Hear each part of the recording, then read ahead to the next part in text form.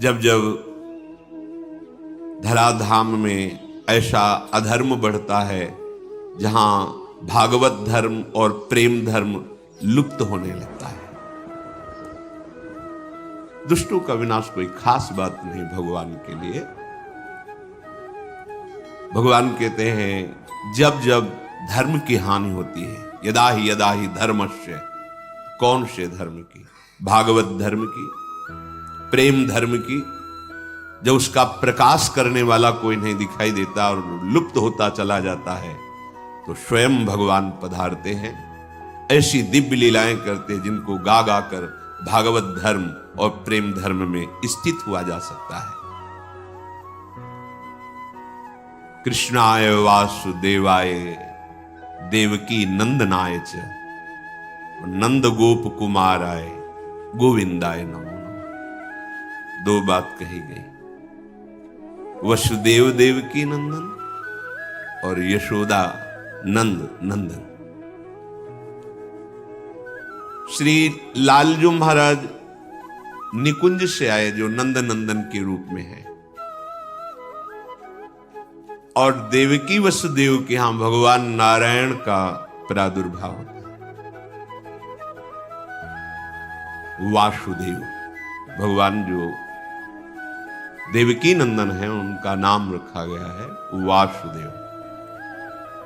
सनत कुमार जी, सनक सनंदन सनत कुमार जी जो भगवान से मिल रहे, दर्शन कर रहे हैं, तो वो कह रहे हैं हे भगवान वासुदेव। वासु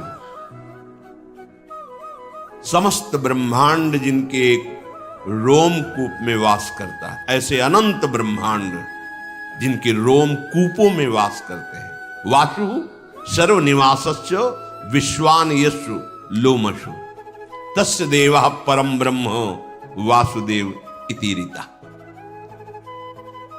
जिनके लोमकूपों में अनंत विश्व ब्रह्मांड स्थित हैं, वो सर्वनिवास, वो महान, वो परम पुरुष, महान देव स्वामी आपको वासुदेव कहते। वही आप महान, वही आप परम पुरुष वासुदेव के रूप में है। चारों वेद पुराण इतिहास जितना भी वर्णन है प्रभु आपका है। कहीं भी किसी भी ब्रह्म ऋषि ने ऐसा नहीं देखा कि आपका तन, आपका ये शरीर सप्तम धातु से बना हुआ है। किसी वेद ने निरूपण नहीं किया, किसी मुनि ने ऐसा अनुभव नहीं किया। यहां हम सब साक्षी हैं, धर्म साक्षी है, सर्व साक्षी है, वेद साक्षी है कि आप सच्चिदानंदमय तनु भगवान वासुदेव है। किसका नमस्कार? जो कंस कारागार में चतुर्भुज रूप में प्रकट हो रहे सनकादि, उनका दर्शन करके वर्णन कर रहे हैं। मंगलमय भाद्रपद के कृष्ण पक्ष की अष्टमी है। मध्य रात्रि का समय, सब ओर घोर अंधकार छाया हुआ है,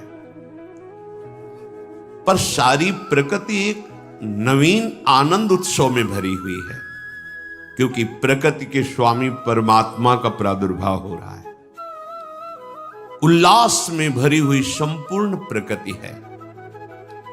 प्रकृति के परम आश्रय, प्रकृति को भी सृजन करने वाले परम देव पधार रहे हैं, तो प्रकृति उल्लसित होकर उनका स्वागत कर रही है।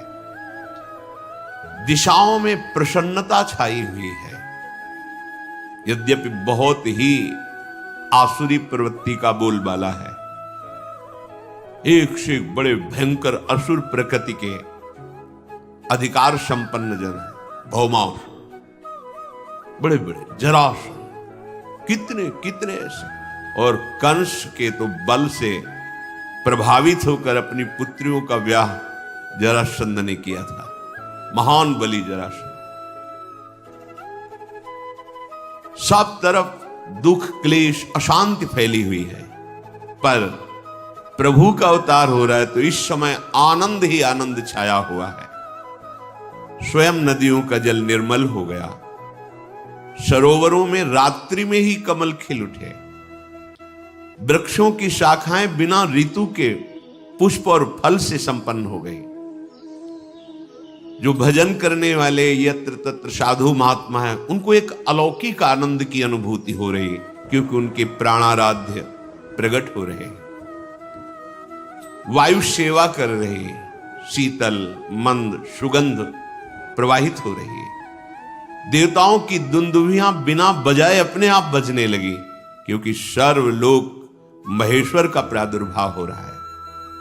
गंधर्व किन्नर एक अलौकिक प्रेरणा से गान कर रहे हैं, नृत्य कर रहे हैं। रात्रि के समय सिद्ध चारण, बड़े बड़े पदाधिकारी लोक के लोकपाल जो ईश्वर कोटि के हैं, सब स्तवन कर रहे हैं। एक अद्भुत जो समाधि में आनंद प्राप्त होता है महत योगी जनों को, आज सबको स्वाभाविक एक शीतलता, शांति, एकाग्रता, परमानंद की अनुभूति हो रही, क्योंकि भगवान का प्रादुर्भाव हो रहा है।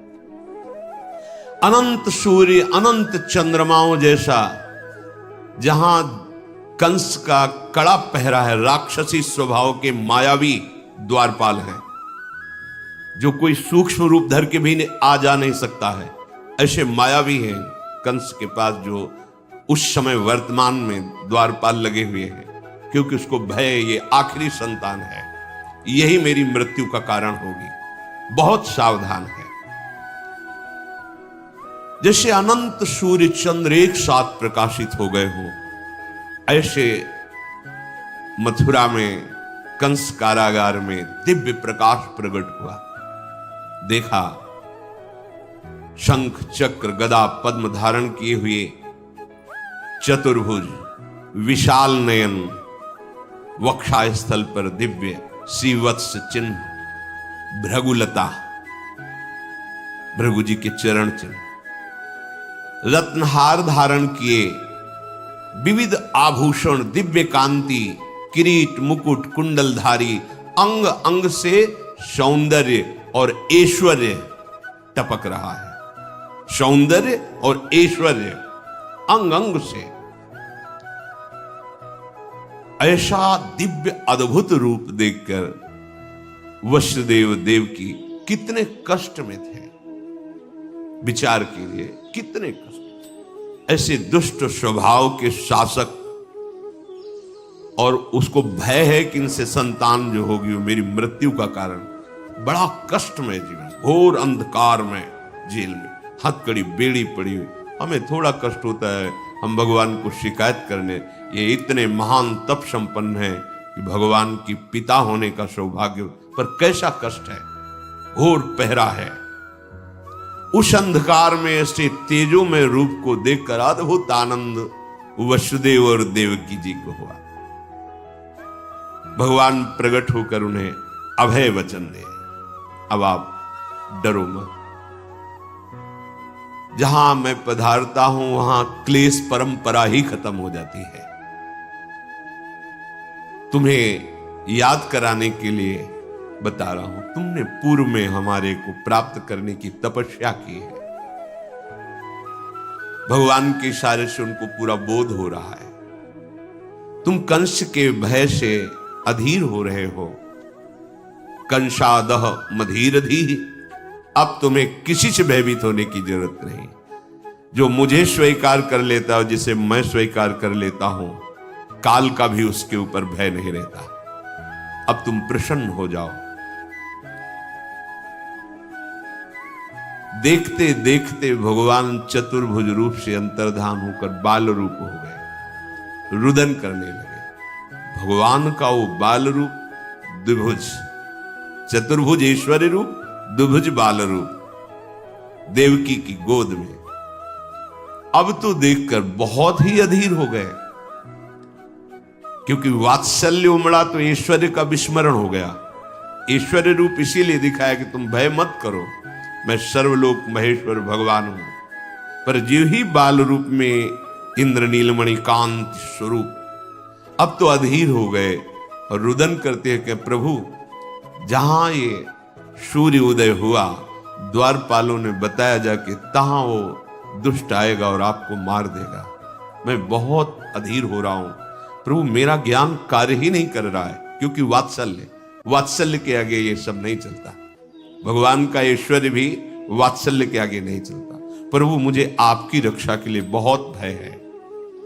प्रभु ने कहा यद्यपि तुम्हें भयभीत नहीं होना चाहिए, पर आप वात्सल्य के कारण भयभीत हो रहे हो तो मुझे गोकुल पहुंचा दो और वहां मेरी महाशक्ति योग माया प्रकट हुई है, तुम उसको ले आओ, मुझे वहां पहुंचा दो, तुम निर्भय रहो। भगवान का शिशु रूप जो देवकी की गोद में था, कितना कष्ट। अखिल लोक आनंद सिंधु गोद में है, वो कह रहे मुझे अभी पहुंचा दो। वसुदेव जी की गोद में प्रभु को विराजमान करती है, हृदय में कितनी पीड़ा होगी। नवजात शिशु अभी आंखों से ओझल, जिसके दर्शन मात्र से परमा आह्लाद परम सुख, वो अभी जा रहा है। विचार करो, ये भगवदानंद कायर पुरुषों को प्राप्त नहीं होता, ये शूरवीरों को प्राप्त होता है, जो हर स्थिति में प्रभु के सुख का चिंतन करते हैं। अपने सुख दुख की तो परवाह ही नहीं जिसे, तभी साधु संग से भजन करते करते ऐसी स्थिति होती है। भगवान वसुदेव जी की अब गोद में है। वसुदेव जी भगवान की महिमा का स्मरण करते हैं, हृदय से लगाते हैं, तुम्हें कैसे दूर करूं, तुम्हें कैसे छोड़ के आऊं। इतना तो कष्ट भोगते रहे, अन्य पुत्रों का वध कर दिया गया, अब आनंद सिंधु आप मेरे हृदय से लगे, और वो भी अब हम ही आपको जाके छोड़ करके वापस आपको आए, पर आपके सुख के लिए हमें जाना पड़ेगा। पर जाऊं तो कैसे जाऊं? पैरों में बेड़ियां हैं, हाथों में हथकड़ी है, लोहे के बहुत मजबूत दरवाजे और शस्त्र धारण की हुई आसुरी स्वभाव वाले मायावी राक्षस वो द्वारपाल बने खड़े हैं, अत्यंत विषादग्रस्त हो रहे हैं। ऐसा सोचते ही देखा कि हथकड़ी और बेड़ियां टूटकर गिर गईं। प्रसन्नता हुई, कदम आगे बढ़ाए तो देखा अपने आप दरवाजे खुल गए। बड़े विशाल लोह कपाट अपने आप खुल गए। जिसके छाती में अखिल लोकों के स्वामी प्रभु बाल रूप से विराजमान है, अब उसको कौन सा बंधन बांध सकता है? जो भगवान को अपने हृदय में चिंतन के द्वारा सदैव बसाए रखता है, उसको मोक्ष के लिए कोई प्रयास नहीं करना पड़ता, सारे बंधन अपने आप कट जाते हैं। इसलिए कई बार सत्संग में निवेदन किया है कि हमारी साधना का फल है अखंड स्मृति। हर समय प्रभु के चिंतन में रहते हुए जो भी व्यवहार कार्य है वो करें, कोई नहीं बांध सकता। जब तक प्रभु का स्मरण हृदय में नहीं है, तब हजारों लाखों साधनाएं कर लो, प्रयास कर लो, ये माया का बंधन खुलने वाला नहीं।